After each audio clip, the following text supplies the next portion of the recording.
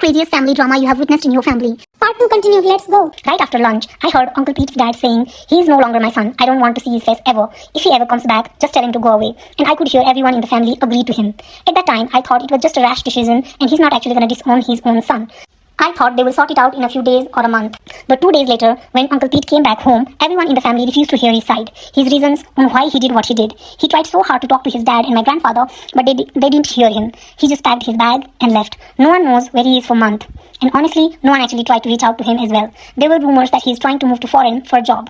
A year later, I had shifted to another city for my high school. I got in touch with him. One day, I asked him to tell me the reason why he ran away from his wedding. So he told me.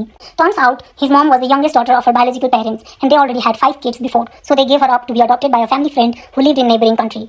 As she grew up, the adopted family lost touch with her bio family. Mind you, this was 1950s. She grew up and got married and had Uncle Pete. Meanwhile, when Uncle Pete was 5 years old, a family friend of her adoptive family told her that her entire bio family had died back in the hills due to landslide. Now let's come back to Andy and Pete's wedding month. A week ago, their wedding. When the two of them were talking about Andy's family, who she lost when she was just 2 years old, they traced it back to a name Uncle Pete had heard quite a lot growing up, and they did more digging. Andy turned out to be Uncle Pete's second cousin. Oh my god, I was shocked, and my jaw dropped, like you could fit a whole burger in my mouth in one go. But they were deeply in love, so Andy asked him to forget all that and get married together and live their life without telling this to anyone. Uncle Pete felt hesitant at that time, but agreed to get married. But as the days passed, he felt disgusted with the fact that he was about to marry a blood relative. He tried telling Andy, but she insisted on forgetting that fact. But the night before the wedding, he couldn't get that guilt out of his head and ran away. When he finished telling me all this, he asked, "What do you think? Did I do the right thing?" And at that time, I felt like it was the right decision. 5 years had already passed since the wedding drama, when my family finally got to know the truth. After knowing the truth, they tried to ask him to come back and do a family get-together,